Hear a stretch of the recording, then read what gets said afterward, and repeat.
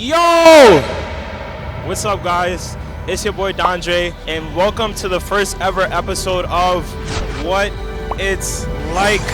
And in this video, today and tomorrow, we'll be exploring Slush, Shanghai.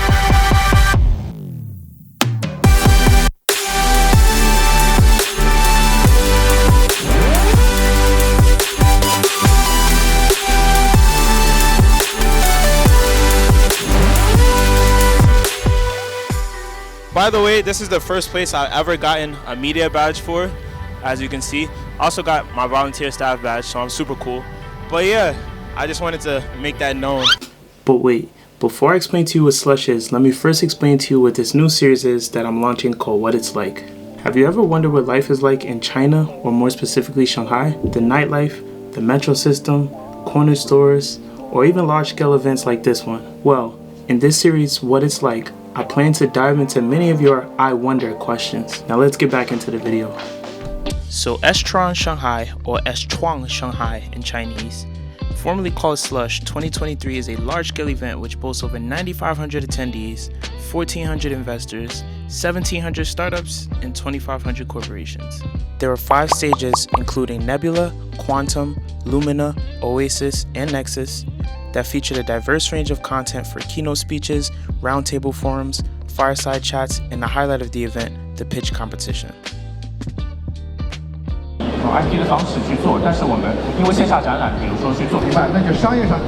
So this is like the founders startup pitch competition, which is actually pretty interesting. There's so many people here, and I'm really interested in understanding what some of them are saying, but I have no idea because they're speaking intricate Chinese. But the pitches are like 5 minutes, so everybody's like speeding through their PowerPoint presentations.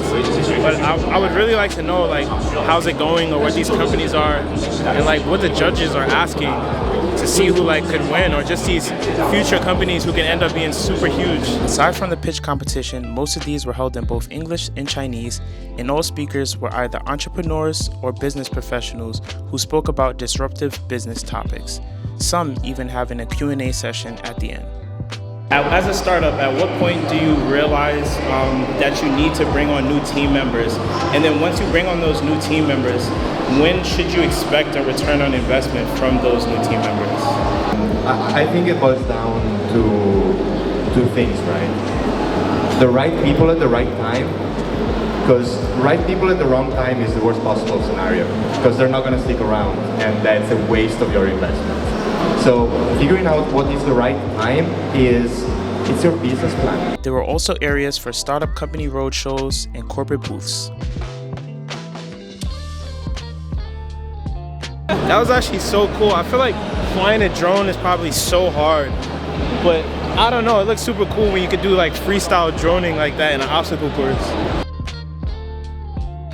Those were the topics that we're concerned about, because users that have access to user data not bad. So, our clients need probiotics. Guys, I want to try a peanut energy drink.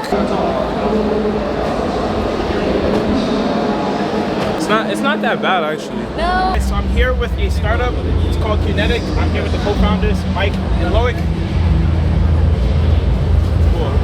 These guys are going to change the world. I actually want to ask Mike a few questions about his technology. So first, can you give me a little rundown of what you guys have here, and what technology are you creating? Okay, so Kinetic is an energy tech startup. We're developing a new kind of energy storage system for the electric grid. Our whole mission is to help stop climate change and enable sustainable energy systems. Right. So what we aim to provide is a product that can enable people to live off clean energy 24/7 on demand. Oh wow, that is amazing. So is this product true to size here, or no? No, this is just a demonstrator. It shows us the basic functions of the system. Okay. But the real product is going to be 10 times this size. 10 times? So 10 meters tall. Yeah, that's amazing. But here you can see the part that stores the energy is this spinning part here. Okay. So we don't store energy like a chemical reaction, like a battery. Right. We store kinetic energy. Wow, that is amazing. So if I'm not mistaken, I believe that this stores energy. right? So in terms of storing energy, what's the like maximum storage energy capacity of your product when it's true to size? Right. Yeah, so we call it a mechanical battery. This is like the easiest way to make people understand that it's basically like a battery, but a whole different way of storing energy.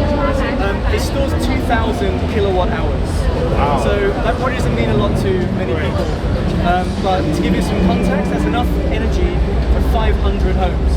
So it's good for powering whole communities. It's not for an individual to buy and put in their cellar. Wow, that is absolutely amazing. Well, it's a pleasure to see you guys. Thank you so much for having me. Thanks for having us. I'll see you guys soon.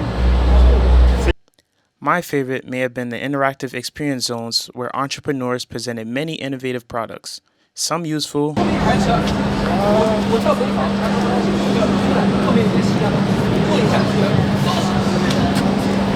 What? That's so crazy. It's like, that was insane. It was literally assisted your movements when you walk, and then when you come up, it like literally pushed your back up straight. I think that'd be pretty cool for construction workers as advertised. Seems interesting. The future, man. So you take this thing, and then like you move it on the board, it actually changes where you are on the map. You can spin it. You can like travel through different areas. and some maybe not so useful. Yes. So yeah, you can lie for like 1 or 2 minutes and you can do that. Honestly, it's really not that strong. But I think if it was like a quieter environment and like the office, and she said there was also music that plays, it might be a little more peaceful, but it's like mini vibrations. Like the best way I can explain it is, you know, like the bowls where you like hit the bowl and you go like, that's like what I think I feel in that. Oh my god. This one will be later on, but not right now. Yeah, that's heavy right now. Oh. Okay, I feel very safe. So this is in the front, and then in the back there's a parachute. There were even fully electric cars with built-in video games and karaoke. I'll be fucked up if you get me right there. Love is your body, oh I make money. Yo guys, imagine we had this for a road trip. It's got massage. That would be pretty cool, right? Totally. And then we could open the windows Yep, when and people then pass us and hear it. Yo, they'll be so jealous, bro. With its cool design and music-enhanced atmosphere, the event aims to create a festive, social, and integrative environment for China's technology innovation ecosystem, fostering overall vibrancy and development within the technology innovation landscape. However, Slush didn't go without its hiccups. Unfortunately, no food sponsors were present at the event, so attendees had to leave the venue to eat elsewhere.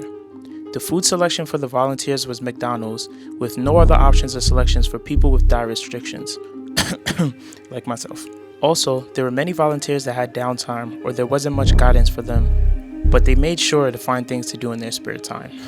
The lighting and sounds were a bit overwhelming, but that just could be because I'm getting old. And lastly, the biggest issue may have been that they ran out of toilet paper on the first day. So in theme with the event, some of my friends decided to create a startup of their own and decided to sell some tissues. Slush definitely made it up for the volunteers with Heidi Lao Hot Pot once the event finished and a great after party.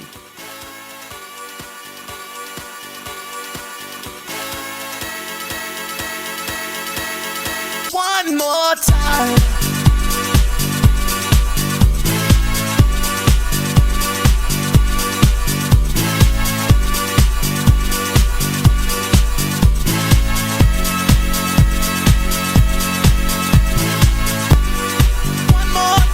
We're gonna celebrate, oh yeah, alright, don't stop the dancing. One more time, we're gonna celebrate, oh yeah, alright, don't stop the dancing. One more time, we're gonna celebrate, oh yeah, alright, don't stop the dancing. One more time, we're gonna celebrate, oh yeah. I am here at Slush Day 2, and I'm currently on the Nexus stage. Large-scale events are very similar worldwide. They are extremely difficult to organize, because you have a lot of moving parts, but I think it's super cool when everybody comes together and you end up seeing how it all works together. You get so many compliments and then you meet so many new people. In the end, the event was a success. Even including the minor hiccups along the way, they were minuscule compared to the knowledge and value gained throughout the experience. These things can easily be fixed during the next Slush events. As this was their first event back in Shanghai after the restrictions, it was bound to have small issues along the way, as all large-scale events do. It was great exposure for new startups, both good and not so good, as it is necessary for innovators to create in the hopes of solving world issues and progressing society. Also, it was an awesome place to network with business professionals. I truly enjoyed the experience, especially working with friends and meeting so many founders. I want to give a special shout out to Kay. This is Kay. For allowing me to work at the event and inviting friends to join along as well. See you guys in episode 2 of What It's Like.